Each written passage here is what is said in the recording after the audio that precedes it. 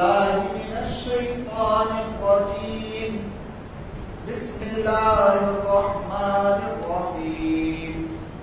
لعمرك إنهم لفي سكرتهم يعمهون. صدق الله العظيم. وقال النبي صلى الله عليه وسلم إنما بعثت لأتمم مكارم الأخلاق، أو كما قال عليه الصلاة والتسليم. قال الله تبارك وتعالى في شأن حبيبه تعظيما وتكريما ومغفرا وعامرا: إن الله وملائكته يصلون على النبي يا أيها الذين آمنوا صلوا عليه وسلموا تسليما. اللهم صل على سيدنا ومولانا محمد النبي الأمي الحبيب الأعلى القدر العظيم الجاه وعلى آله وأصحابه وبارك وسلم. معزز و مکرم بزرگان دین اور ملت اسلامیہ کے نوجوانوں اور میرے پیارے پیارے عزیز بچوں، السلام علیکم ورحمۃ اللہ تعالی وبرکاتہ۔ اللہ رب العزت کا ہم پر بے انتہا فضل و کرم ہے کہ اس نے ہم تمام کو انسان بنایا اور اس کے پیارے حبیب ہم سب کے آقا و مولا جناب احمد مجتبی محمد رسول اللہ صلی اللہ علیہ وسلم کی امت میں پیدا فرمایا، اور آج کی اس بزم کو سجانے کی توفیق عطا فرمائی۔ معزز سامعین، اللہ کے فضل و کرم سے پچھلی 11 راتوں سے یہاں پر میلاد النبی کے جلسے ہو رہے ہیں۔ میں تو اول اراکین کمیٹی جامعہ مسجد بدری کا شکر گزار ہوں کہ ان لوگوں نے بڑے ہی اچھے انداز سے، بڑے ہی پرخلوص نیت سے محفل کو سجایا، اور اس کے بعد آپ تمام کا شکر گزار ہوں کہ آپ لوگوں نے شرکت فرما کر اس محفل میں 4 چاند لگا دیے۔ معزز سامعین، میلاد النبی صلی اللہ علیہ وسلم منانا یہ کیا ہے؟ یہ اللہ کی سنت ہے۔ حضور کی ولادت کا ذکر کرنا یہ اللہ کی سنت ہے۔ آپ لوگ ہر روز سنتے آ رہے ہیں کہ میلاد النبی منانا کیا ہے۔ آج میں ایک انوکھے انداز سے کلام مجید کی روشنی پر بتاؤں گا۔ میلاد النبی منانا اللہ کی سنت ہے۔ کیسے؟ اللہ تبارک و تعالی نے قرآن مجید میں ارشاد فرمایا: لا اقسم بهذا البلد وانت حل بهذا البلد۔ اللہ فرماتا ہے لا اقسم بهذا البلد، قسم ہے اس شہر کی۔ کس شہر کی؟ شہر مکہ کی۔ باری تعالیٰ شہر مکہ کی قسم تم کیوں کھا رہا ہے؟ وجہ کیا قسم کھانے کی؟ وجہ بھی تو ہونی چاہیے نا۔ اگر بندہ کسی چیز کی قسم کھاتا ہے تو اس کی وجہ ہوتی ہے۔ تو باری تعالیٰ سے سوال ہوا: مولا، میں اپنی خیالی دنیا سے سوال کرتا ہوں، اپنے خیالات میں پوچھ رہا ہوں، مولا تو شہر مکہ کی قسم کھاتا ہے، اس کی وجہ کیا؟ شاید وہاں پر تیرا گھر ہے کعبہ اللہ، اس لیے تو قسم کھاتا ہے۔ تو اللہ کہتا ہے نہیں۔ اچھا خیر، وہاں پہ حجر اسود ہے جو جنتی پتر، اس لیے تو قسم کھاتا ہے۔ اللہ کہتا ہے پھر صفا مروا ہے، اللہ کہتا ہے اچھا مقام ابراہیم ہے، اللہ کہتا ہے پھر مولا تعالیٰ قسم کھانے کی وجہ کیا ہے؟ تو اللہ آگے فرماتا ہے وَأَنْتَ حِلٌّ بِهَذَا الْبَلَدِ، اے حبیب آپ اس شہر میں تشریف لے آئے، آپ کی ولادت شہر مکہ میں ہوئی، اسی لیے میں اس شہر کی قسم کھاتا ہوں۔ شہر مکہ کی قسم اللہ کیوں کھا رہا ہے؟ کیونکہ اس شہر میں حضور سرور کائنات فخر موجودات محمد رسول اللہ صلی اللہ علیہ وسلم کی ولادت ہوئی۔ اللہ اس ولادت کی قسم کھا کے کہتا ہے، تو قسم کھانا ایک وجہ بن گئی۔ اللہ نے اپنے نبی کا ذکر کیا ہے، ولادت کا ذکر کیا ہے۔ آپ اس بستی میں پیدا ہوئے، اسی لیے میں اس بستی کی قسم کھا رہا ہوں۔ اس کی وجہ یہ نہیں کہ یہاں پر کعبہ ہے، یہاں پر مقام ابراہیم ہے، یہاں پر حجر اسود ہے، یہاں پر صفا مروہ ہے، اس کی برکتیں الگ، لیکن اس کی برکتیں، اس کو رفعتیں، اس کو شان اور شوکت اے حبیب آپ کی خاطر میں نے عطا کی، آپ کی خاطر مکے کو میں نے عظمتوں سے نوازا، آپ کی خاطر میں نے مکے معظمہ میں کعبۃ اللہ کو آپ کی خاطر میں نے عظمتوں سے نوازا۔ اس سے پہلے میں نے بتایا تھا مکہ کعبہ، پہلے کعبہ قبلہ نہیں تھا، کعبہ معظمہ پہلا قبلہ تو بیت المقدس تھا نا، اس کا ذکر میں نے پچھلے بیان میں کیا۔ تو حضور کی خاطر کعبے کو عظمتیں ملی، حضور کی خاطر حجر اسود کو عظمتیں ملی۔ خود حضرت عمر رضی اللہ تعالیٰ عنہ طواف کرتے ہوئے حجر اسود کے آگے کھڑے ہوتے ہیں، کہتے ہیں اے حجر اسود تیری حقیقت کیا ہے؟ تیری حقیقت کیا ہے؟ تو ایک پتھر ہے، واللہ میں تجھے نہیں چومتا اگر میرے حبیب کے لب تجھ پہ نہ لگتے۔ میں میرے حبیب کے لبوں کو ڈھونڈتا ہوا چھو رہا ہوں، تجھے نہیں چھو رہا ہوں، میں میرے حبیب کے لبوں کو چھو رہا ہوں۔ بخاری کی حدیث ہے، حضرت عمر رضی اللہ تعالیٰ عنہ فرماتے ہیں کہ میں تجھے اس لیے چومتا ہوں کیونکہ میرے حبیب نے تجھے چوما، نہیں تو میں کیوں چوموں پتھروں کو؟ خیر، میلاد منانے سے، ذکر مصطفیٰ کرنے سے کیا فائدہ، کیا ملتا ہے؟ ان محفلوں میں کیسی برکت ہوتی ہے۔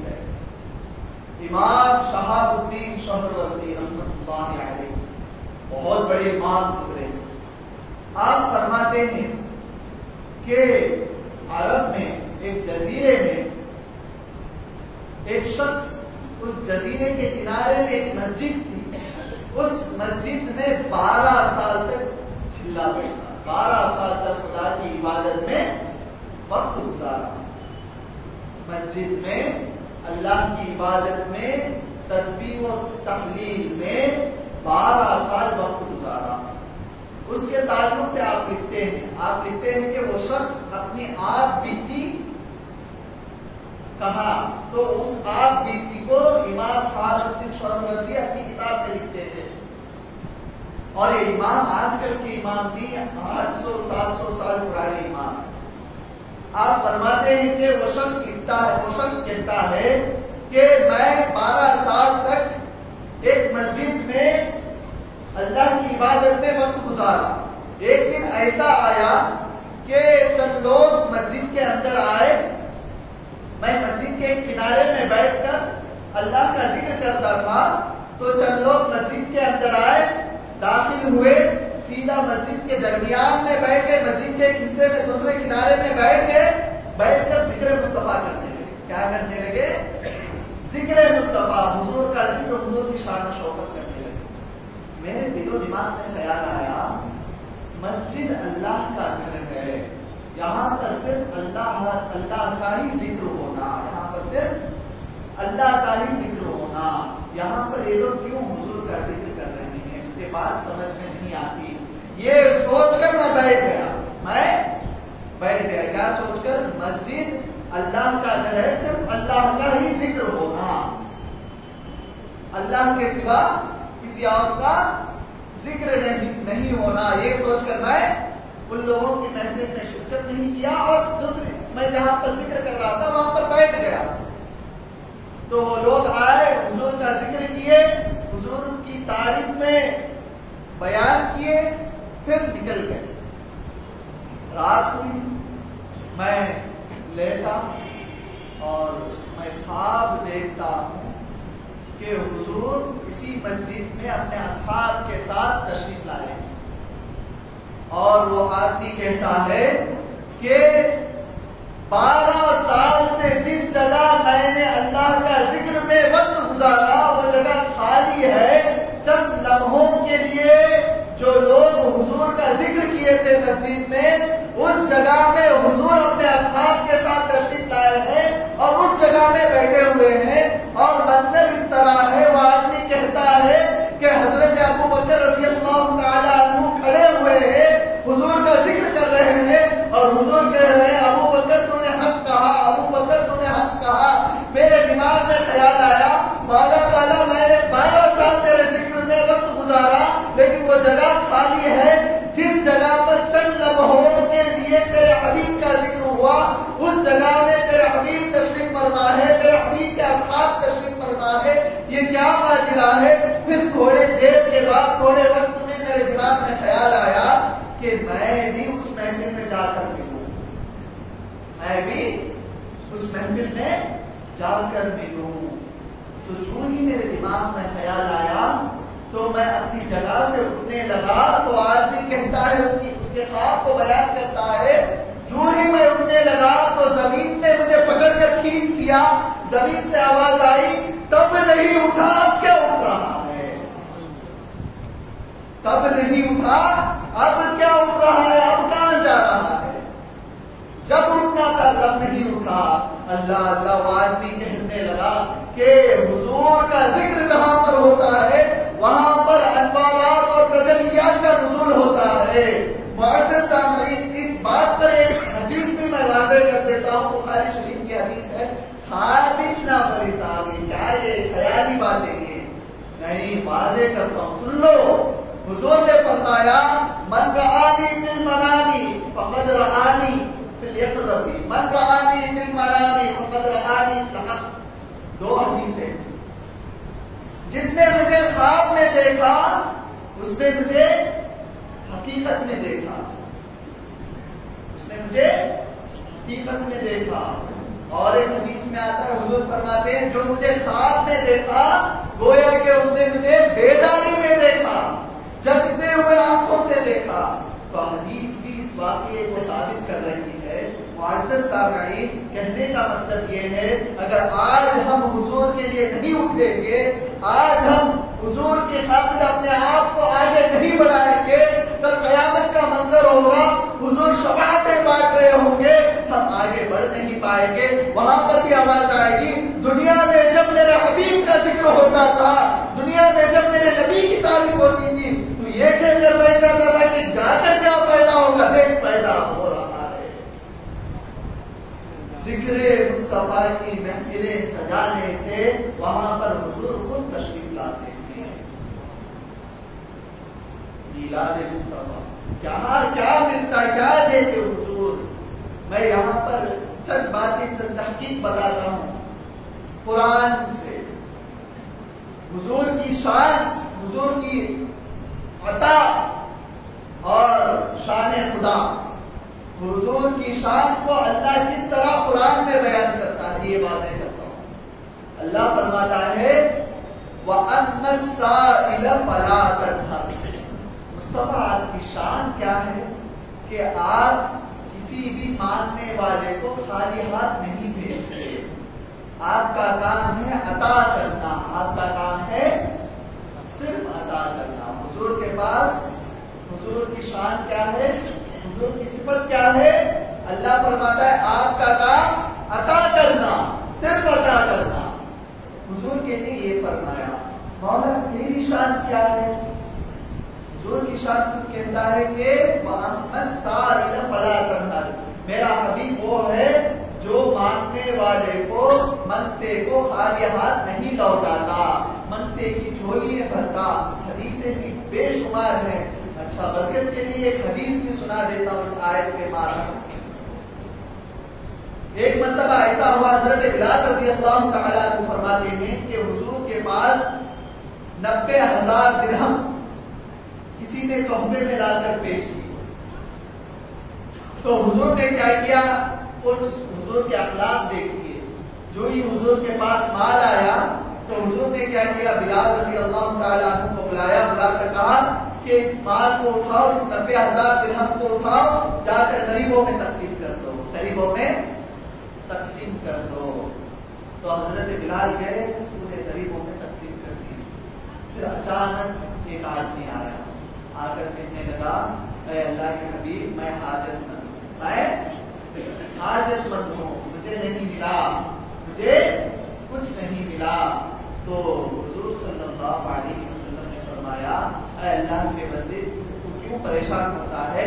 جا، میں تجھے اجازت دیتا ہوں، بازار کو جا، میرا نام کہہ کر میرے اکاؤنٹ سے، میرے نام سے، میرے کھاتے سے تجھے جو جو چاہتا ہے وہ خرید لے، تجھے جو جو چاہے وہ خرید لے۔ کتنی کریم آقا ہے۔ حضور نے یہ نہیں کہا ارے بابا تو تھوڑی دیر پہلے آتا، ابھی میں نے بلال کو دیا تھا 90,000 درہم دے، تو تھوڑی دیر پہلے آتا تھا، اس میں سے تجھے کچھ مل جاتا۔ نہیں، اللہ کہتا ہے محمد سائی اولاد الحر، ماننے والے کو کبھی بھی حضور خالی ہاتھ نہیں لوٹاتے۔ وہی دیکھیے حضور کا عمل دیکھیے، حضور کیا کر رہے ہیں؟ مال خالی ہو گیا، آ رہا ہے ماننے والا، تو حضور کہتے ہیں جا میرے نام سے بازار کو جا، میرے نام سے تو خریداری کر لے، جب میرے پاس پیسے آئیں گے تو میں اس قرض کو لوٹا دوں گا، میں اس کی قیمتیں دے دوں گا۔ اچھا، یہاں پر اور ایک حدیث یاد ہے، عائشہ رضی اللہ تعالی عنہ کے پاس صحابہ تابعی آ کر پوچھنے لگے اے اپنی جان، سرکار کے اخلاق کیسے تھے؟ سرکار کے اخلاق، عادتیں، سرکار کی صفتیں کیسی ہے؟ ان کا بیٹھنا، چلنا، پھرنا، اٹھنا، بولنا کیسا تھا؟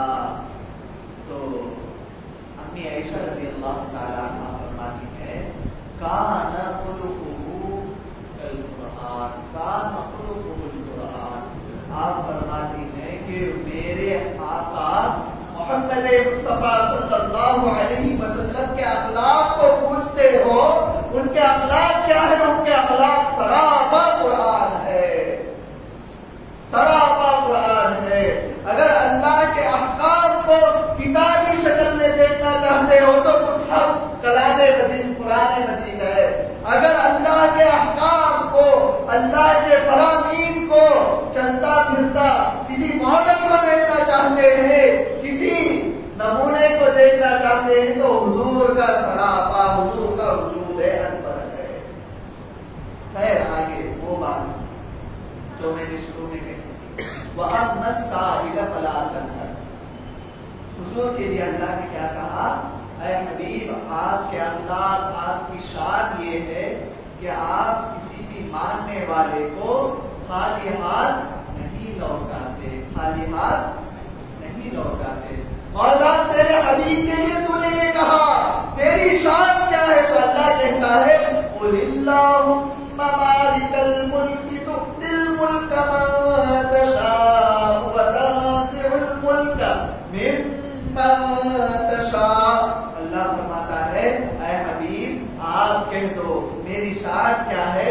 قُلِ اللَّهُمَّ مَالِكَ الْمُلْكِ، جتنی ملکیت ہے، جتنے خزانے ہیں، جتنے ملوک ہیں، پورے میرے ہیں۔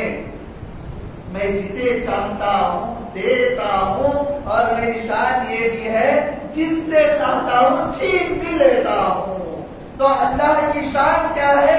اللہ دیتا بھی ہے، چھین بھی لیتا ہے۔ میرے مصطفیٰ کی شان اللہ کہتا ہے اے حبیب آپ کی شان یہ ہے آپ صرف دیتے ہیں، میں چھین بھی لیتا ہوں، میں چھین بھی لیتا ہوں، میں دیتا بھی ہوں، چھینتا بھی ہوں۔ لیکن آپ کی شان کریمی کیا ہے؟ آپ صرف دیتے ہیں، عطا کرتے ہیں، عطا کرتے ہیں، مانگنے والے کو دیتے ہیں۔ اللہ اللہ، یہ شان حضور سرور کائنات، اللہ نے ہمیشہ اپنے حبیب کا ذکر بڑھا کر کیا ہے۔ ہم کون ہوتے گھٹانے والے؟ بلند کرنے والا مولا ہے، بلند کرنے والا مولا ہے، یہاں تک کہ آپ صلی اللہ علیہ وسلم کے اخلاق کریمہ. آج میری گفتگو کا عنوان کیا ہے؟ اخلاق مصطفیٰ صلی اللہ علیہ وسلم. اخلاق یہ کیا ہے؟ ہم یہ سمجھتے ہیں کہ اچھے اخلاق یعنی نرمی سے بات کرنا. کس نے کہا نرمی سے بات کرنا؟ نرمی سے بات کرنا اچھے اخلاق کا ایک حصہ ہے، ایک حصہ ہے. اچھے اخلاق کیا ہے؟ اچھے اخلاق کو کیسے پاؤ گے؟ مولا ہر کوئی کسی نہ کسی کی اطاعت کرنا چاہتا ہے. کہ امت محمدیہ کی شان دیکھیے. پہلے تو میں یہ بتا دوں کہ اللہ نے فرمایا لعمرک انہم لفی سکرتہم یعمہون. اللہ فرماتا ہے اے حبیب آپ کی زندگی کی قسم، آپ کی زندگی کی قسم. کیا قسم کھاتا ہے؟ کیوں کھاتا ہے؟ اللہ کہتا ہے آپ کی زندگی کی قسم، بے شک وہ اپنے نشے میں بھٹک گئے، بے شک وہ اپنے نشے میں بھٹک گئے. یہاں پر اللہ پھر سے قسم کھا کے حضور کی میلاد بنا رہا ہے. حضور کی زندگی کی قسم مطلب کیا؟ حضور کی پیدائش، حضور کی زندگی، حضور کا بچپن، حضور کی زندگی، حضور کی جوانی، حضور کی زندگی، حضور کی بزرگی، حضور کی زندگی. اللہ کہتا ہے لعمرک اے حبیب آپ کی زندگی کی قسم. تو اللہ بتانا چاہتا ہے وہ میرے حبیب کی زندگی کے جیسی کسی کی بھی زندگی نہیں ہے. جو اس زندگی کو چھوڑیں گے نشے میں، یعنی اپنی ایک نشہ ہے. ہم حضور کے اخلاق کو دیکھتے ہیں، عمل نہیں کرتے نا. اللہ کہتا ہے اے حبیب آپ کی زندگی کی قسم، آپ کی زندگی بلند و بالا ہے، عرفہ و اولا ہے، اعلیٰ ہے. جو آپ کی زندگی کو فالو نہیں کرتا، اطاعت نہیں کرتا، وہ کیا ہے؟ نشے میں ہے، نشے میں بھٹکا ہوا ہے. بے شک انہم لسکرتہم یعمہون. اللہ کہتا ہے بے شک وہ لوگ نشے میں بھٹکے ہوئے ہیں. کیا نشہ ہے؟ دنیا ہے، دنیا کا نشہ. حضور کی زندگی ایک طرف، دنیا کا نشہ ایک طرف. ہمیں دنیا کا، ہم پر دنیا کا نشہ ایسا چڑھا ہے کہ ہم حضور کی زندگی کو سنتے ہیں پھر بھی عمل نہیں کرتے. حضور کی زندگی سے کوسوں دور ہیں. خیر مولا سے پوچھا مولا تو نے ہمیں زندگی سے بخشا، مولا تو نے ہمیں حیات سے بخشا، اس زندگی کو کیسے میں لے چلوں؟ اس زندگی کو کس طرح گزاروں؟ مجھے کچھ رول ماڈل بھی عطا کرتے. وہ رول ماڈل بھی ایسا رہنا ہے کہ سب سے بلند و بالا رہنا. تو اللہ نے فرمایا لقد کان لکم فی رسول اللہ اسوۃ حسنہ. اللہ فرماتا ہے تحقیق تمہارے لیے میرے رسول کا اسوہ حسنہ ہے. لقد کان لکم فی رسول اللہ اسوۃ حسنہ.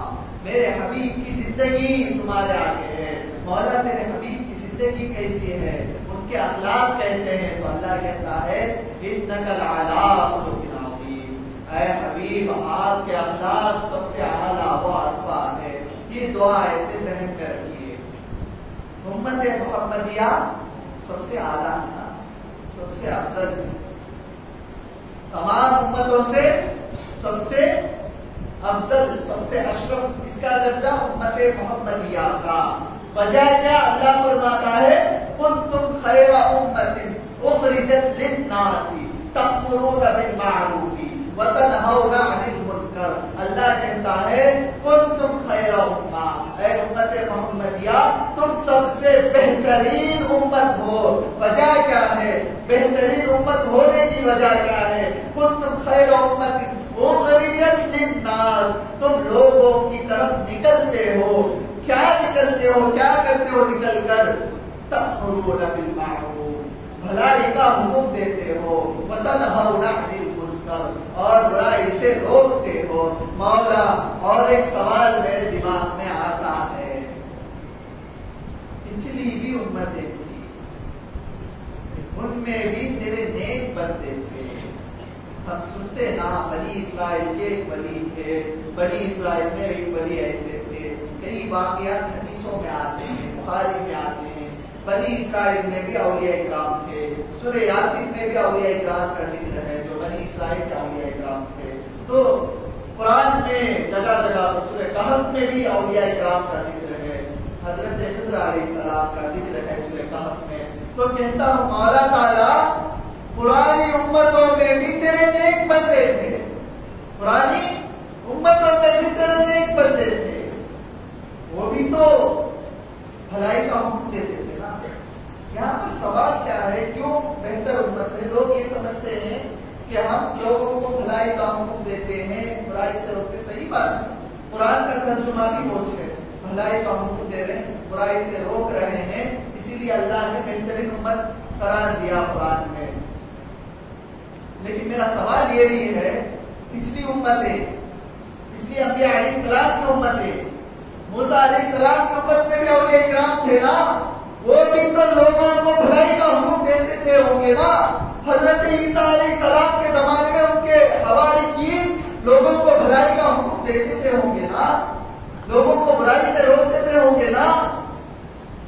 پچھلی امتوں میں بھی نبی ان کی امتیں ان کی اتباع کرتی تھی اور ان کے بن بعد لوگوں کو بھلائی کا حکم بھی دیتی تھی۔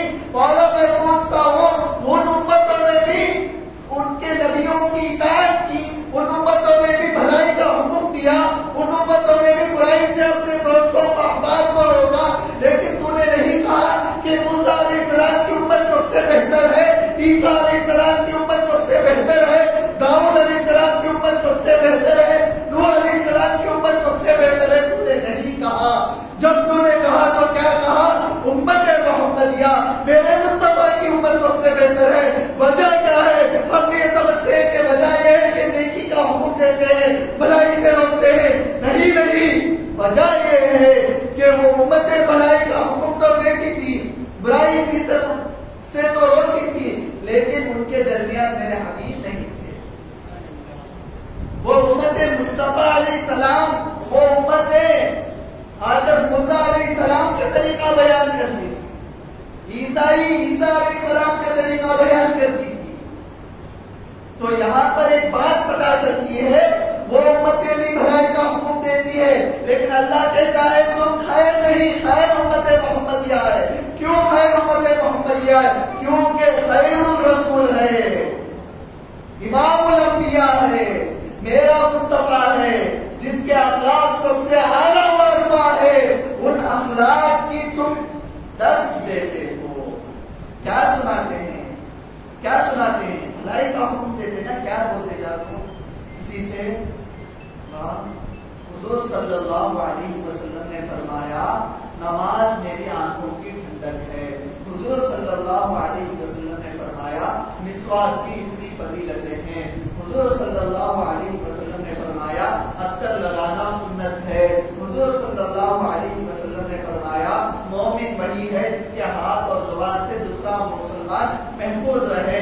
حضور صلی اللہ علیہ وسلم نے فرمایا مومن وہی ہے جو بچوں پر رحم کرتا ہو، بڑوں کی ادب کرتا ہو۔ تو ہم ہر لفظ میں کیا کہہ رہے ہیں؟ حضور صلی اللہ علیہ وسلم نے فرمایا، حضور صلی اللہ علیہ وسلم نے فرمایا۔ تو مطلب کیا ہے؟ ہم خیر امت اس لیے ہیں، ہم اپنی تبلیغ میں، ہم اپنی دعوت میں حضور کا نام لے رہے ہیں، ہم اپنی دعوت میں حضور کی ادا کو سنا رہے ہیں، ہم اپنی دعوت میں حضور کی سنتوں کو سکھا رہے ہیں، اسی لیے ہم خیر امت ہے۔ یہ میرے حبیب کے اخلاق ہیں، جس کو اللہ نے پسند کر لیا، وہ بھی ایسا پسند کیا کہ جو اس کو فالو کرے گا وہ سب سے بہترین، جو اس کو فالو کرے گا وہ سب سے بہترین، سب سے بہترین، سب سے نبیوں کے امام، امام المرسلین محمد رسول اللہ صلی اللہ علیہ وسلم کی اطاعت گزارے گا وہ سب سے بہترین، اسی لیے تم بہترین ہو، اور کوئی وجہ نہیں۔ یہ نہیں سوچ بیٹھنا کہ ہم اس لیے بہتر ہیں کہ ہم بھلائی کا حکم دیتے ہیں، برائی سے روکتے ہیں۔ ہاں روکتے ہوں گے، کس بھلائی کا تم حکم دیتے ہو؟ جو بھلائی میرے مصطفیٰ کی زبان سے نکلی ہے۔ کس بھلائی کا تم حکم دیتے ہو؟ جو فعل جو کام میرے حبیب نے کیا۔ کس بھلائی کا تم حکم دیتے ہو؟ جو اخلاق میرے مصطفیٰ کے تھے اسی اخلاق کو تم سناتے ہو۔ کس برائی سے تم روکتے ہو؟ جس برائی کو میرے حبیب نے روکا ہے اس برائی کو تم روکتے ہو، اسی لیے تم بہترین ہو۔ ورنہ تو تبلیغ تو امت بنی اسرائیل امت موسیٰ نے بھی کی ہے، ورنہ تبلیغ تو عیسیٰ علیہ السلام کی امت نے بھی کی تھی، تبلیغ تو نوح علیہ السلام کی امت نے بھی کی تھی، تبلیغ تو دیگر انبیاء کی امت نے بھی کی تھی، لیکن وہاں پر میرے حبیب کی ادا نہیں تھی۔ اس امت میں میرے حبیب کی ادا ہے، اس لیے تم خیر ہو، تم بہتر ہو۔ تو یہ میرے حبیب کے اخلاق، ان کا کردار، میں پہلے یہ بتا رہا ہوں ان کا کردار کتنا اعلیٰ ہے۔ دیکھیے جو اس کردار کو اپنائے گا اللہ کہتا ہے کہ تم بہتر امت ہو، تم بہتر امت ہو۔ اللہ اللہ کیا کردار تھا میرے حبیب کا، کیا کردار تھا۔ ایک عیسائی کہتا ہے کہ میرا ایمان لانے کی وجہ یہ تھی کہ میں ایک مرتبہ حضور صلی اللہ علیہ وسلم کی سیرت کو پڑھا، میرے نظر سے ایک واقعہ گزرا، میں نے پڑھا کہ حضور صلی اللہ علیہ وسلم کے پاس ایک صحابی آئے، آ کر کہنے لگے اے اللہ کے حبیب میرا بچہ کھو گیا ہے، میرا بچہ کھو گیا ہے، کئی دن ہو گئے، 2-3 دن ہو گئے میرے بچے کو دیکھے ہوئے، میرا بچہ کھو گیا ہے۔ اتنے میں ایک صحابی آئے، آ کر کہنے لگے اے اللہ کے حبیب ان کے بچے کو میں نے ابھی فلاں باغ میں کھیلتا ہوا دیکھا، فلاں باغ میں کھیلتا ہوا ابھی ان کے بچے کو میں نے دیکھا۔ تو جو ہی باپ کے دماغ میں، باپ کے کان میں یہ بات پڑی تو باپ مچلنے لگا، خوشی کے مارے جھومنے لگا۔ کیوں؟ ہر باپ کو اپنی اولاد آنکھوں کی ٹھنڈک ہے، دل کا قرار ہے نا، دل کا چین ہے۔ تو مطلب کیا، وہ صحابی تڑپنے لگے، فوراً دوڑنے لگے اپنے بیٹے کی طرف۔ حضور نے کہا کہ اس کو پکڑو، پکڑ کے لاؤ میرے پاس۔ جب صحابہ لے آئے ان کو تو حضور نے فرمایا اے میرے صحابی مجھے پتا ہے تم اپنے بیٹے سے کتنی محبت کرتے ہو، میں جانتا ہوں، لیکن میرا ایک سبق ہے، میرا کہنا یہ ہے جب تم جاؤ گے اپنے بچے کے پاس، تمہارا بچہ وہاں بچوں کے درمیان کھیل رہا ہے، جب تم جاؤ گے اپنے بیٹے کے پاس، اپنے بیٹے کو محبت کی وجہ سے 2 دن سے تم نے اپنے بیٹے کو نہیں دیکھا، اس محبت کی شدت، اس بے چینی کی وجہ سے تم اپنے بیٹے سے وہیں پہ زیادہ محبت نہیں کرنے لگنا، اپنے بیٹے کے سامنے اس کو پیار اور محبت کی باتیں اس طرح نہیں کرنا۔ تو صحابی نے پوچھا اے اللہ کے حبیب 2 دن ہو گئے میں اپنے بیٹے سے مل کر کیوں نہ کروں میں ایسا؟ تو حضور نے فرمایا اے میرے صحابی ان بچوں کے درمیان کوئی یتیم بچہ بھی ہوگا، اگر تم وہاں پر جا کر اپنے بیٹے کو گلے سے لگا کر چومنے لگو گے، اس سے محبت کرنے لگو گے، وہاں پر یتیم بھی ہوگا، اس یتیم کے بچے کا دل مچلنے لگے گا، اس یتیم کے بچے کے دماغ میں بات آئے گی کاش میرا بھی باپ ہوتا، میں بھی چند لمحے کے لیے کھو جاتا، میرا باپ آتا اور مجھے گلے سے لگاتا، اس طرح چھوڑتا، اس طرح چھوڑتا۔ اس درس کو، اس واقعے کو میں نے پڑھا اور میں سوچا کہ اتنی اچھی تربیت کوئی نہیں کر سکتے، اتنی اچھی تربیت کرنے والا دین یہی دین برحق ہے، کیوں نہ میں اس پر ایمان لاؤں، کیونکہ وہ ایمان لے آیا۔ اور روایتوں میں آتا ہے کہ ایک یہودی عورت تھی، اس کا شوہر انتقال کر گیا، اس کا چھوٹا سا بچہ تھا، تو اس کے پاس معلوم ہوتا کچھ بھی نہیں تھا، اس عورت کے پاس پہننے کے لیے، اوڑھنے کے لیے چادر بھی نہیں تھی، کے بچے کے دماغ میں خیال آیا، وہ اپنی ماں سے کہا امی جان مجھے اجازت دیجیے میں چچا کے پاس جاؤں، جا کر ان سے کچھ کپڑے لے آؤں گا آپ کے لیے۔ ماں نے منع کیا، مت جانا بیٹا، وہ بدبخت ہے، وہ تجھے اذیت دے گا، وہ برا بھلا کرے گا۔ لیکن بچہ تو بچہ تھا، ماں کی محبت کی دوڑنے لگا چچا کے پاس، دوڑنے لگا۔ بیٹے میں یہاں ایک بیان کر دوں، میں وہاں اور ایک بیان کر دوں ایسا۔ ہاں تو وہ بچہ دوڑنے لگا چاچا کے پاس، جا کر کہا اے چچا جان میرے ماں کے پاس اوڑھنے کے لیے کوئی بھی چادر نہیں ہے، آپ کوئی کپڑا دے دیجیے میں میری ماں کو دے دوں۔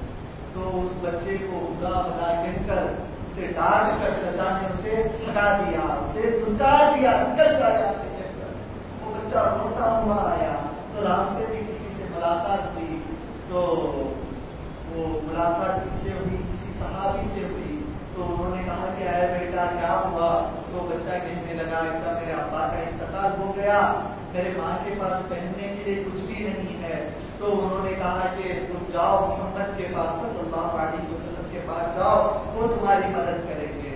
تو بچہ اپنی ماں کے پاس گیا، جا کر کہنے لگا ہے اپنی جان چچا نے میرے ساتھ بدسلوکی کی، لیکن میں جب راستے سے آ رہا تھا تو کسی نے مجھ سے کہا کہ تم محمد صلی اللہ علیہ وسلم کے پاس جاؤ، وہ ضرور تمہاری مدد کریں گے، وہ ضرور تمہاری مدد کریں گے، کیا میں جاؤں؟ تو ماں نے کہا بیٹا وہ نیا دین لے آئے ہیں، جو بھی ان کے پاس جاتا ہے ان کا ہو جاتا ہے۔ تو بچہ کہتا ہے ماں میں جاؤں گا لیکن ان کا نہیں ہوں گا، میں ان کا نہیں ہوں گا۔ تو بچہ اسی طرح حضور کے پاس جاتا ہے، جا کر کہتا ہے کہ اے محمد صلی اللہ علیہ وسلم میں پہلے ایک بات بتا دیتا ہوں، میں پہلے ایک بات بتا دیتا ہوں، میں کسی وجہ سے آپ کے پاس آیا ہوں لیکن میں تمہارا دین قبول نہیں کروں گا، میں تمہارا دین قبول نہیں کروں گا۔ حضور مسکرا کر کہنے لگے اے بیٹے اے بچے کیا چاہیے تیری حاجت بتا، تو میرا دین قبول نہیں کرے تو بھی چلتا، تو بتا تیری حاجت کیا ہے۔ تو بچہ کہنے لگا اے محمد صلی اللہ علیہ وسلم میرے والد کا انتقال ہو گیا، میں نے میرے چچا کے پاس گیا تو چچا نے مجھے دھکار دیا، کسی نے کہا کہ آپ کے پاس جو آتا ہے آپ اسے خالی ہاتھ نہیں بھیجتے، میری ماں کے پاس پہننے کے لیے کوئی لباس نہیں ہے، کچھ عطا کیجیے۔ تو حضور اپنی چادر جو اوڑے ہوئے تھے فوراً نکالتے ہیں، اس بچے کو دیتے ہیں اور کہتے ہیں جا یہ رحمت والی چادر لے جا، جا اپنی ماں کو اڑا دے۔ وہ بچہ دوڑتا ہوا آتا ہے، آ کر اپنی ماں کے پاس پیش کرتا ہے، ماں پوچھتی ہے یہ چادر کہاں کی ہے؟ تو بچہ کہتا ہے ماں اپنی جان میں محمد کے پاس گیا تھا، آپ نے کہا کہ وہ نیا دین لائے ہیں، ان کا دین قبول نہیں کرنا، میں نے ویسا ہی کیا، میں نے کہہ دیا کہ پہلی شرط میری یہ ہے کہ میری حاجت تو ہے لیکن میں تمہارا دین قبول نہیں کروں گا۔ تو ماں نے کہا تو انہوں نے کیا کیا؟ تو انہوں نے اپنی چادر اتار کر دے دی۔ تو ماں کی زبان سے الفاظ نکلے اے میرے بچے جو تیری ماں کے کام آ جائے، جو رحمت کی چادر تیری ماں میں اڑا دے، کیوں اس کا دین قبول نہ کرے؟ جا پہلے رکا کرنا۔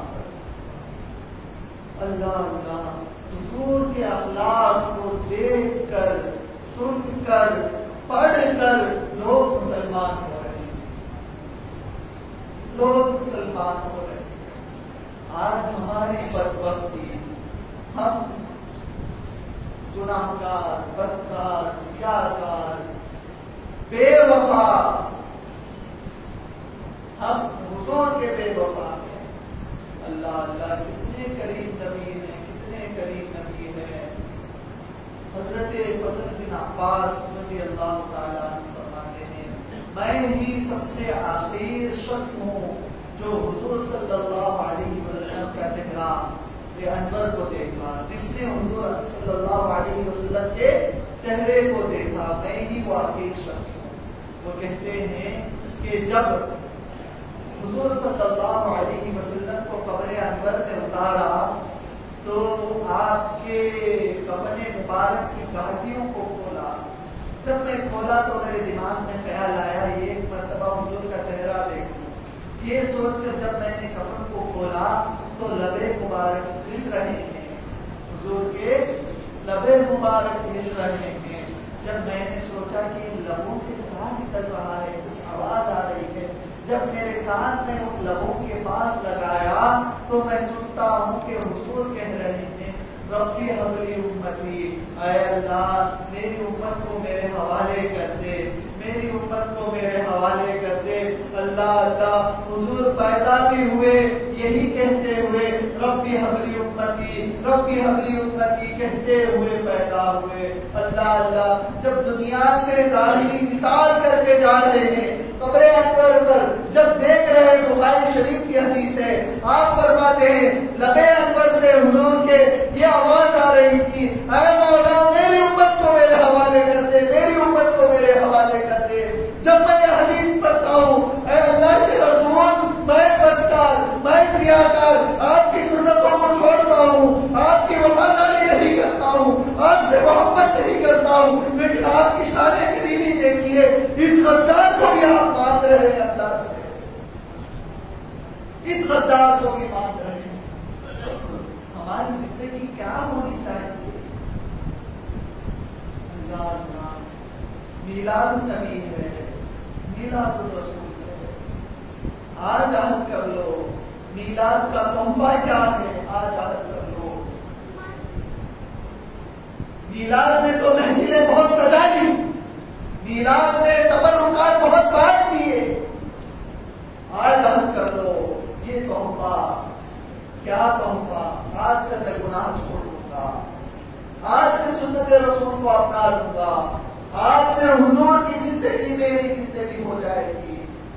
برکتیں ہیں، عزتیں ہیں، رفعتیں ہیں حضور کی زندگی میں۔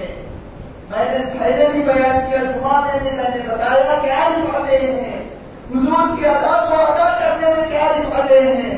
حضور سرور کائنات صلی اللہ علیہ وسلم نے فرمایا من احب سنتی، جو میری سنت سے محبت کرے گا، جو میری سنت سے، میری ادا سے، میرے اخلاق کو اپنائے گا، اسے کیا ملے گا؟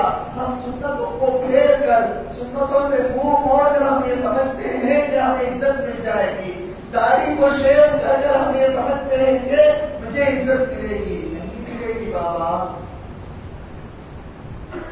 سنتوں کو چھوڑ کے تو عزت نہیں ملے گی، ذلیل ہوگے، ذلیل، دنیا میں بھی ذلیل، آخرت میں بھی ذلیل۔ میں ہر اس نوجوان کے لیے بھی کہتا ہوں، بچے شکایت کرتے مولوی صاحب داڑھی رکھا تو آفس میں جماعت نہیں، کمی کا مسئلہ ہے، ہر ایک کے لیے یہ حدیث ہے، سن لو۔ جمعہ میں بھی میں نے سنائی، اب بھی سناتا ہوں۔ حضور فرماتے ہیں من احب سنتی، جو میری سنت سے محبت کرتا ہے، جو میرے اخلاق سے، میرے عادات سے، جو میری ادا سے، میرے ہر عمل سے محبت کرتا ہے، اسے کیا ملے گا؟ آپ فرماتے ہیں فَأَكْرَمَهُ اللَّهُ بِأَرْبَعِ خِصَالٍ، اللہ اس کو 4 خصلتیں عطا کرے گا، اللہ اس کو 4 خصلتوں سے نوازے گا، 4 کوالٹیز اس کے اندر ڈال دے گا۔ خصلت مطلب کیا؟ 4 خصلتیں، 4 صفتیں اللہ اس کے اندر ڈال دے گا۔ وہ کیا 4 خصلتیں ہیں؟ حضور فرماتے ہیں المحبت فی قلوب البررا، حضور فرماتے ہیں کہ نیک لوگوں کے دلوں میں اللہ اس کی محبت کو ڈال دے گا۔ حضور کی سنت کو اپنانے سے کیا پیدا ہوا؟ ہر مومن اس سے محبت کرنے لگے گا، ہر متقی پرہیزگار، ہر مومن۔ بھائی ایک سوال ہے کہ ایک جواری کسی کی تعریف کرے، کیا وہ آدمی سب سے بہتر ہے؟ کوئی سود خور ہے، بے نمازی ہے، اگر وہ کسی کے بارے میں تعریف کرے، کیا اس کی تعریف سے ہم یہ سمجھ جائیں گے کہ یہ جس کی تعریف کر رہا ہے وہ سب سے بہتر ہے؟ کیا ہم یہ کہہ سکتے؟ نہیں نا۔ ہم کب کسی کو مانتے ہیں؟ کوئی نمازی، کوئی نیک آدمی کسی کی تعریف کر دے، کہہ دے کہ فلاں آدمی بہت بہتر ہے، فلاں شخص بہت بہتر ہے، تو تبھی مہر لگ جاتی ہے کہ فلاں شخص بہتر ہے۔ تو یہاں پر حضور نے فرمایا کہ اللہ اس کو 4 خصلتوں سے نوازے گا۔ پہلی خصلت کیا؟ المحبت فی قلوب المؤمن، المحبت فی قلوب المؤمن، مومنوں کے دلوں میں اللہ محبت ڈال دے گا۔ دوسری خصلت حضور فرماتے ہیں الہیبۃ فی قلوب الفجرہ، اللہ کے رسول فرماتے ہیں جو بندہ حضور کی اطاعت، حضور کے اخلاق کو اپنائے گا، اس کی شان یہ ہوگی کہ گناہ گار کے دل میں اس کی ہیبت آ جائے گی، گناہ گار دیکھ کر کانپنے لگے گا، گناہ گار دیکھ کر کانپنے لگے گا تر تر۔ جب اس کی زبان سے الفاظ نکلیں گے ہر کوئی مان لے گا، ہر کوئی مان لے گا۔ پھر آگے حضور فرماتے ہیں وسعت فی الرزق، جو یہ کہتے ہیں نا مولوی صاحب کان کا مسئلہ ہے، کمی کا مسئلہ ہے، فلاں مسئلہ ہے، فلاں مسئلہ ہے، ان لوگوں کے لیے کہتا ہوں، اللہ کہتا ہے، اللہ کے رسول فرماتے ہیں کہ اللہ اس کے اندر 4 کوالٹی ڈال دے گا۔ تیسری کوالٹی کیا ہے بتا دوں؟ حضور فرماتے ہیں تیسری کوالٹی یہ ہے کہ اللہ اس کے رزق میں وسعتیں عطا کرے گا، اس کے رزق میں برکتیں آ جائے گی۔ داڑھی مسئلہ نہیں ہے، تمہارا ایمان مسئلہ ہے، سنت رسول مسئلہ نہیں بنتا کبھی بھی۔ اللہ اللہ، ابھی جواب داڑھی رکھا تو بڈھا لگتا، لڑکی نہیں دیں گے کون سی، کیوں کا نہیں دیتے؟ یہ سا مسئلہ امی جان بولتے جا وہ داڑھی کاٹ پانا، ایک اچھی فوٹو لے تبھی چاہتے دیکھنے ہوگا، تبھی لڑکی ملے گی۔ مطلب کیا؟ داڑھی والے کو لڑکی نہیں ملتی، کیوں نہیں ملتی؟ کون بولے؟ یہاں پر ایک بات میں واضح کر دوں، تم داڑھی رکھو گے تو نیک لڑکی کو نہیں ملے گی، دین کو پسند کرنے والی ملے گی، حضور کی سنت کو پسند کرنے والی ملے گی۔ تم داڑھی کو موڑ دو گے تو دنیا دار لڑکی کو نہیں ملے گی۔ یہ میں اپنے بزرگوں سے درخواست کرتا ہوں، کبھی بھی یہ خیال نہیں رکھنا دین ہی سب سے اعلیٰ، دین ہی سب سے افضل۔ میں نوجوان بچوں سے بھی کہتا ہوں، اگر تمہاری کمپنی، تمہاری آفس تمہیں داڑھی کو مٹانے پر زبر کرتی ہے تو کہو کہ میں داڑھی نہیں مٹاؤں گا، سنت رسول کو میں نہیں چھوڑوں گا، تیری کمپنی تجھے سلامت تو رکھ لے۔ واللہ جو اس طرح کرے گا حضور کی سنت کے لیے، حضور کی خاطر وہ اس دنیا پر ٹھوکر مارے گا تو وہ دنیا اللہ اس کی ٹھوکروں میں ڈال دے گا، اس کی قدموں میں ڈال دے گا۔ اس نے کہا کہ سنت پر عمل کرنے سے نوکری نہیں ملتی، نوکری نہیں ملتی ہے، چھوکری نہیں ملتی ہے، بلا وجہ اپنے عقائد کو خراب نہیں کرنا۔ پھر آگے حضور فرماتے ہیں وَالثِّقَةُ فِي الدِّينِ، اور سنت رسول پر عمل کرنے سے، سنت رسول کو اپنا لینے سے اللہ دین میں مضبوطی دے گا، دین میں مضبوطی دے گا۔ یہاں پر اور ایک حدیث یاد آتی ہے، حضور صلی اللہ علیہ وسلم کے پاس صحابہ آتے کہنے لگے اے اللہ کے حبیب، آپ کا کیا کرم ہے، آپ کے فضل و کرم سے ہم ایمان لائے اور ہمارے اوپر اللہ کا فضل ایسا ہوا کہ ہم 313 بھی نکل جائے تو ہزاروں پر بھاری پڑ جاتے ہیں، ہم 313 بھی نکل جائے تو ہزاروں پر بھاری پڑ جاتے ہیں، یہ مسلمان نکل جائے تو ہزاروں کافر کانپنے لگتے ہیں، عمر کا نام سن کر ڈر کر کانپتے ہیں۔ صحابی کہتے ہیں حضور کے پاس ہم یہ کفاروں پر بھاری آ جاتے ہیں، یہ اللہ کا کیا فضل ہے ہم پر کہ ہم آپ پر ایمان لائے، آپ کی اطاعت کیے تو اللہ نے ہمیں اس چیز سے نوازا۔ تو حضور نے فرمایا اے میرے صحابی، ایک زمانہ ایسا بھی آئے گا، ایک زمانہ ایسا بھی آئے گا کہ مسلمان کمزور ہو جائیں گے، مسلمان کافروں سے کانپیں گے، ڈریں گے۔ تو صحابی پوچھنے لگے اے اللہ کے حبیب صلی اللہ علیہ وسلم، کیا اس زمانے میں مسلمان کم ہو جائیں گے؟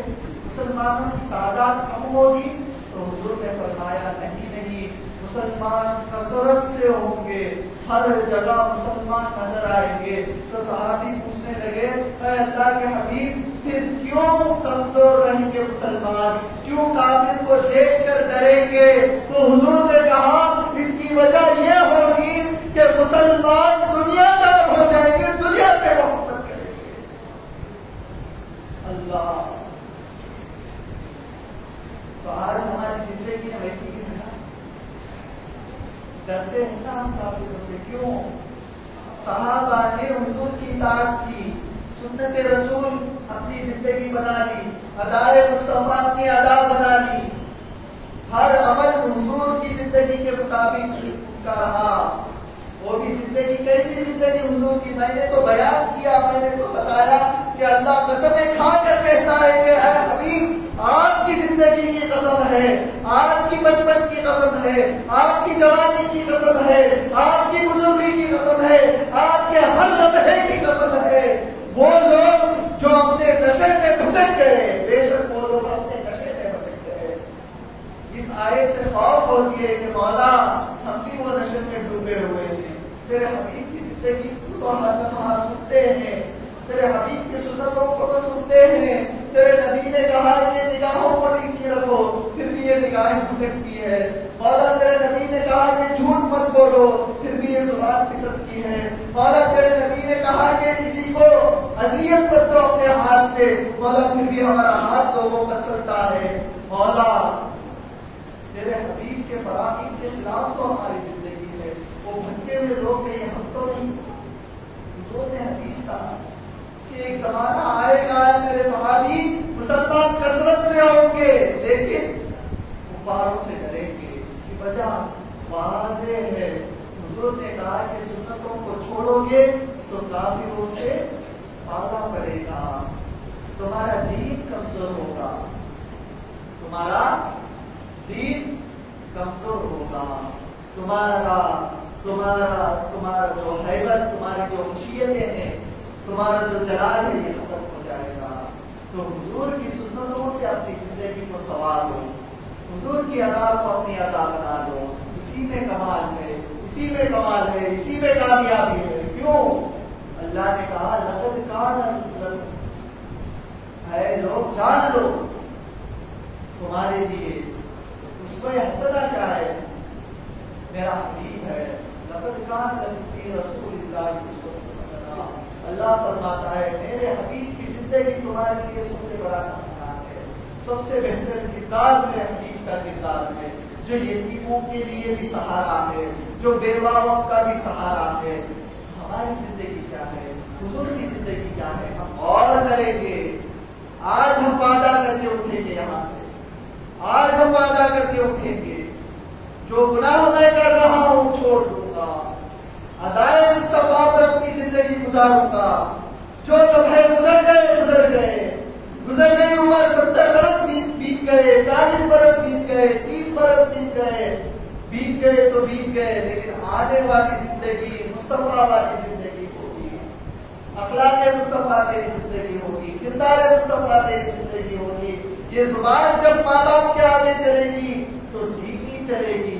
اللہ اللہ بتا دوں میرے حبیب نے کہا اے لوگوں، ماں باپ کی فضیلتوں کو خود سے ہو تم سنو۔ میرے حبیب نے کہا عشاء کا وقت ہو، میں نماز کے لیے کھڑا ہوں، نماز کی تیاری ہونے لگے، میری ماں اگر ہوتی اس وقت میں مجھے پکارتی تو میں مصلی چھوڑ دیتا، میری ماں کے پاس جاتا، میری ماں کی خدمت کرتا، پھر میں آتا مصلی کی طرف۔ یہ میرے نبی کا کہنا ہے۔ آج ہماری زندگی کیا ہے؟ چپ کے بیٹھو، آپ کو نہیں معلوم، خاموش رہو، تمہاری عمر بھی پرانی، تمہیں پرانے زمانے کے، میں الفاظ نہیں نکالنا چاہتا، بڑے ہی غلیظ الفاظ نکلتے آج کے نوجوانوں کی زبانوں سے، بڑے ہی بدتر الفاظ نکلتے، تمہارے عقل میں یہ بات نہیں آئے گی، ٹیکنالوجی تم کیا جانتے ہو، اور ایسی باتیں نکلتی ہیں۔ کیوں؟ کیونکہ ہم نے حضور کی زندگی نہیں سنائی نا۔ میلاد کی گھڑیوں سے دور رکھیں گے تو یہ چھوڑا، سیرت رسول سے ہم دور رکھیں گے تو یہ چھوڑا، حضور کی محبت سے ہم دور کریں گے تو یہ ہوگا. صحابہ نے پوچھا حجۃ الوداع خطبہ دے رہے ہیں حضور صلی اللہ علیہ وسلم کا. حضور صلی اللہ علیہ وسلم خطبے میں کہہ رہے ہیں فلاں کام ہوں گے, آخرت میں امت اس طرح ہوگی, اس طرح ہوگی, بیان کر رہے ہیں. صحابہ سوچنے لگے کہ یہ کیا آخری خطبہ ہوگا میرے آقا کا. کسی نے سوال کیا اے اللہ کے حبیب آپ کے بعد ہم کس کو تھامیں, آپ کے بعد ہمارے لیے کیسی زندگی ہونی چاہیے.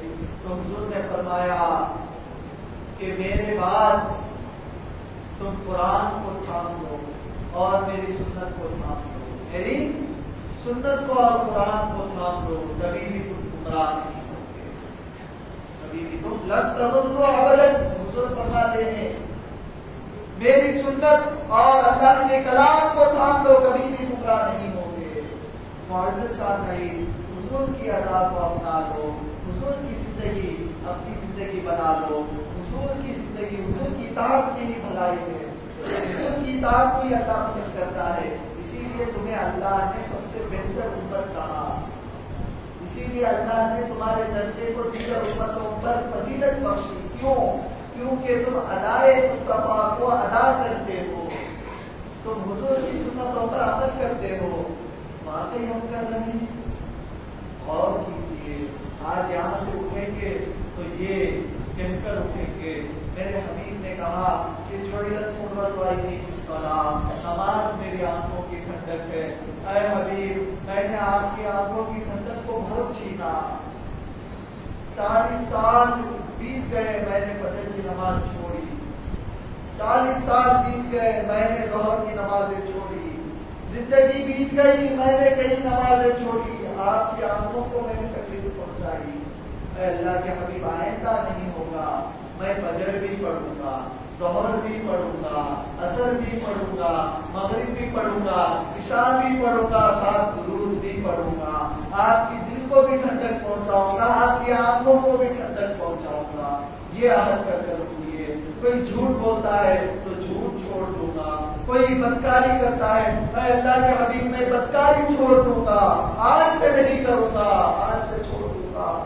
میری نگاہیں بہت بھٹکی ہے اللہ کے حبیب, آج سے چھوڑ دوں گا, آج سے بدکاری. ان نگاہوں کو ایسی حفاظت کروں گا کہ اس میں آپ کے جلوے نظر آئے, آپ کے جلوے نظر آئے. ہر سال ہم ان آنکھوں سے آثار مبارک کو دیکھیں. صحابہ کی زندگی حضور کو دیکھنے کے بعد کسی چیز کی طرف ان کی آنکھیں نہیں جاتی. حضور کی زلفوں کا کوئی ذکر کرتے ہیں, حضور کے ناخن مبارک کا بھی ذکر ہے حدیث میں.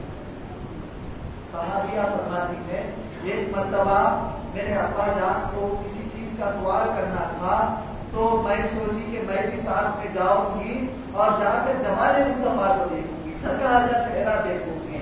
اسی بہانے میں میرے ابا جان کے ساتھ میں گئی تو میں جب حضور کے پاس پہنچی تو میری نظر پہلے نیچی تھی, حضور کے قدم انور کے پاس میری نگاہیں تھی, ان قدموں پر ہی میں اتنا کھو گئی, حضور کے مبارک پیر کی مبارک انگلیوں میں اتنا کھو گئی کہ حضور کا چہرہ دیکھنا ہی میں بھول گئی. میرے ابا جان کا سوال بھی ختم ہو گیا, میں لوٹ کر آ گئی. یہ جواب میرے حضور کا. ہر سال ہم آثار دیکھتے, ہر سال ان آنکھوں سے ہم حضور کے زلفوں کو دیکھتے ہیں, پھر بھی انہیں آنکھوں سے ہم بدکاری, انہیں آنکھوں کو ہم بہکاتے ہیں, انہیں آنکھوں سے ہم ٹیلیویژن دیکھتے ہیں, انہیں آنکھوں سے ہم فحش چیزوں کو دیکھتے ہیں. کیا خوف نہیں آتا کل حضور کو یہ چہرہ دکھانا ہے, کل حضور سے میرا مقابلہ ہوگا, کل حضور کے سامنے مجھے کھڑا ہونا ہے, کیا خوف نہیں آتا؟ آج سے گناہ ختم کرو, آج سے ہر برے کام ختم. یہ میلاد کا تحفہ. ہم تحفے تو بناتے ہیں, درود تو پڑھ کر تحفوں میں بھیجتے ہیں, کھانا پکا کر تبرک تو بانٹتے ہیں, اس کا ثواب تو پہنچاتے ہیں. اگر حضور کو خوش کرنا چاہتے ہو واقعی کھانا بانٹو ایک طرف, حضور کو خوش کرنا چاہتے ہو سنت رسول اپنا لو, حضور کو خوش کرنا چاہتے ہو آج سے نمازیں نہیں چھوڑیں گے, یہ وعدہ کر لو. جو داڑھی نہیں رکھے آج سے وعدہ کر کے اٹھو کہ انشاءاللہ عز و جل میری داڑھی کی ایک مشت کی ہوگی، میں بھی داڑھی رکھوں گا، جو میرے نبی کی سنت ہے اس سنت کو اپنا لوں گا۔ جب تم اس سنت کو اپنا لو گے، میرے حبیب نے کہا کہ مومن کے دلوں میں تمہاری محبتیں آ جائیں گی، مومن محبت کرنے لگ جائے تو پوری دنیا محبت کرے گی، ہر کوئی تمہارے سے، تمہارے جمال سے، تمہاری زبان، تمہارے کردار سے کانپے گا، گناہگار، ہر کوئی تمہاری بات سنے گا، گھروں میں برکتیں آئے گی۔ سنتوں کو اپنا لو، اپنی بچیوں کو بھی سنتیں سکھاؤ، گھر میں بھی ہر جگہ بھی سنتوں کو پہناؤ۔ یہی اصل پہلانا ہے، یہی اصل تبلیغ ہے، یہی اصل دعوت ہے۔ دعوت اور تبلیغ کا مطلب کیا ہے؟ ادائے مصطفیٰ کو عام کرنا، سنت رسول کو عام کرنا، ہر ایک کے پاس جا کر ذکر مصطفیٰ کرنا۔ میرے نبی کی زندگی ایسی تھی، میرے نبی کا بچپن ایسا تھا، میرے نبی کی جوانی ایسی تھی، میرے نبی کی بزرگی ایسی تھی، میرے نبی اس طرح بیٹھتے تھے، میرے نبی اس طرح چلتے تھے، میرے نبی اس طرح وضو کرتے تھے، میرے نبی تہجد اس طرح گزارتے تھے۔ یہی تبلیغ ہے، یہی دعوت کا کام ہے۔ تو معزز سامعین، میں اسی پر اپنی گفتگو کو ختم کرتا ہوں۔ میرا کہنے کا مقصد یہی ہے کہ ادائے مصطفیٰ کو اپنا لو، اس سے بڑھ کر کوئی اخلاق نہیں۔ ہم تو چاہتے ہیں کہ اپنے بچے کو عبد الکلام کے جیسا بناؤ، اپنے بچوں کو فلاں سائنٹسٹ کے جیسا بناؤ۔ ایک سائنٹسٹ ہے وغیرہ دنیا میں ختم ہو جائیں گے، ان کا نام بھی ختم ہو جائے گا۔ تم اپنے بچے کو حضور کے جیسا بناؤ گے تو آج بھی خواجہ معین اجمیری کا نام زندہ ہے، آج بھی غوث اعظم کا نام زندہ ہے، آج بھی موسیٰ شاہ قادری کا نام زندہ ہے، آج بھی اللہ کے ہر ولی کا نام زندہ ہے۔ کیوں زندہ ہے؟ کیونکہ انہوں نے اپنی زندگی حضور کی سنتوں کے مطابق گزاری، کیونکہ انہوں نے اپنی زندگی حضور کی ادا کے مطابق اپنی زندگی کو گزارا۔ اسی لیے آج بھی ان کا نام زندہ ہے، قیامت تک بھی زندہ رہے گا۔ قیامت کے میدان میں، حشر کے میدان میں بھی ان کے جلووں کو، ان کی شان کو تم دیکھو گے۔ کیوں دیکھو گے؟ کیونکہ انہوں نے اپنی زندگی حضور کے اخلاق کے مطابق گزاری۔ تو تم بھی اپنے بچوں کے دلوں میں، ان کے دماغوں میں حضور کے اخلاق کو ڈالو، حضور کی زندگی کو ڈالو، اطاعت الرسول ان کی زندگی بنا لو۔ یہاں پر بھی چمکیں گے، قیامت میں بھی چمکیں گے۔ یہ کیا چمکیں گے؟ ان کے ساتھ والوں کو بھی یہ چمکائیں گے، ضرور چمکائیں گے۔ تو حضور سے بڑھ کر کسی کے اخلاق نہیں، حضور سے بڑھ کر کسی کا کردار نہیں۔ اس کردار کو اپنا لو، اپنی زندگی کو چمکاؤ، اپنے گھر والوں کو بھی چمکاؤ۔ تو باری تعالیٰ سے دعا کو، باری تعالیٰ ہم تمام کو حضور کی سنتوں پر عمل کرنے کی توفیق عطا فرمائے، حضور کی زندگی اپنانے کی توفیق عطا فرمائے۔ اے اللہ، تیرے حبیب کی نافرمانی ہم نے بہت کر لی، مولا ہم معافی چاہتے، مولا معاف کر دے۔ تیرے حبیب کے بتائی ہوئی زندگی پر عمل کرنے کی توفیق عطا فرما، اس ادا کو ادا کرنے کی توفیق عطا فرما جس ادا سے تو راضی ہوتا ہے۔ تیرے حبیب کی زندگی عطا کرنے کی، تیرے حبیب کی سنتوں پر عمل کرنے کی توفیق عطا فرما۔ اے مولا، ہم نے بہت بھول کی، ہم نے بہت بھول کی، ہمیں معاف کر دے، ہمیں معاف کر دے مولا۔ آج سے میں ضرور میری ہر زندگی کا عمل سنتوں کے مطابق گزارنے کی کوشش کروں گا، لیکن مولا تیری مدد چاہیے، تیری مدد چاہیے، مجھے مدد فرما، مجھ پر کرم فرما، میں بھی اپنی زندگی تیرے حبیب کی زندگی بنا لوں۔ تو کرم نہیں کرے گا تو میں عمل نہیں کر پاؤں گا، مولا تو کرم فرما، کرم فرما۔ آمین بجاہ نبی الامین صلی اللہ علیہ وسلم۔ وآخر دعوانا الحمد للہ رب العالمین۔